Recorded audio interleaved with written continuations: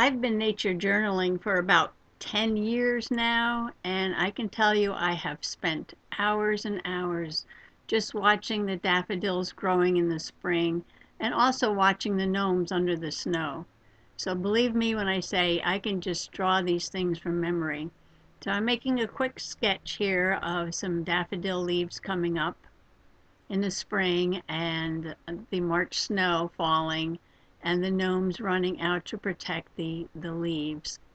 These two gnomes, this is Margaret and Muriel, they took out their old crazy quilt and some blue poles and put them up over the spring leaves of the daffodils. So here I'm taking some gouache, just using a mix of olive green and yellow and some white, and quickly putting in the daffodil leaves.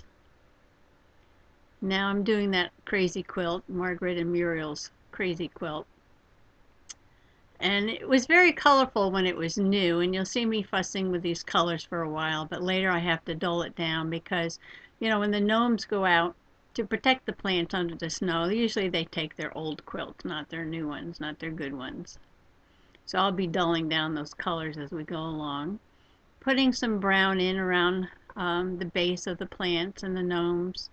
That's represent the mulch that we have in the front garden, front of the house. Just some brown and some burnt sienna, just putting the color in loosely. I put in the first wash of gray around the snow that's on top of the quilt, and now I'm using some blue to represent the snow. I really wanted to make some white sparkly snow, how it shines in the sun and it gets all sparkly, but this is a snowstorm at night. So I did put a little blue, but I didn't put any sparkle in the snow. And now I'm putting my second wash of gray in the background because it is at night. And later on when I get to the snowstorm, I'm going to want those snowflakes to show up against a darker gray background. Just a loose wash of gray and water on the back. At this point I was just kind of rubbing in some roundy spots on the snow to make it look like lumps of snow. Some dark blue for the quilt poles. I had some flesh colored gouache. I use that for the face, but I don't have any red, so I mixed the magenta with the yellow to get that dark red.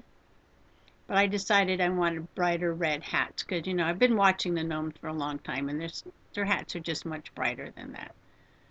So I just happened to have a little pyrrole red watercolor on the desk in front of me, so I'll be grabbing that and just putting a little bit more red onto their caps.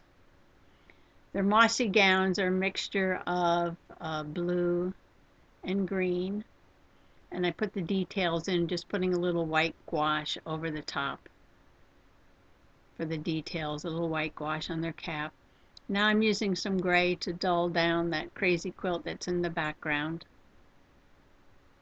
Of course, it is at night, and there's not much light if you're under a quilt under the snow in the middle of a snowstorm. So I really need to darken that up quite a bit.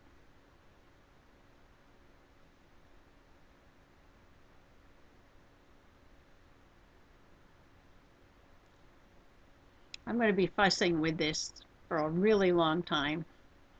And because the quilt was worn, I put just a little bit of white to kind of wash out the colors on the quilt, and then I'll be putting a little gray on top of that to show that it's in the shadow.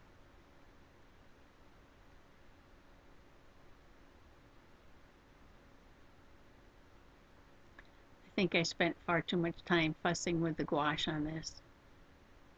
But it was fun. Another darker layer of brown for the mulch.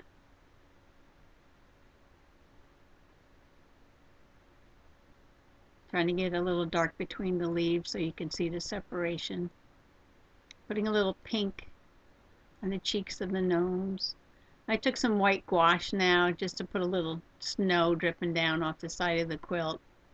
fussing with little gnome faces for a little bit. Little touch-up spots, a little dark here, a little light there. Making a few things pop out or recede, a little shadow under the poles. A little bit more yellow on the daffodil stems because I wanted them to stand out just a little bit more. A little pink on Margaret's cheeks there, a little fussing with the hair. I adjusted the sides of her chin by putting a little more gray in the background. Quick dry there. Dark on the pole. Give it a little form. Dry that up a little bit because I'm going to put a piece of paper over it and I didn't want to smudge it. And here comes the fun part. I'm going to take my toothbrush and some white gouache off the palette and just use my finger and make a snowstorm. I put a little bit on the picture, not much. And here it is. March Snow Gnomes.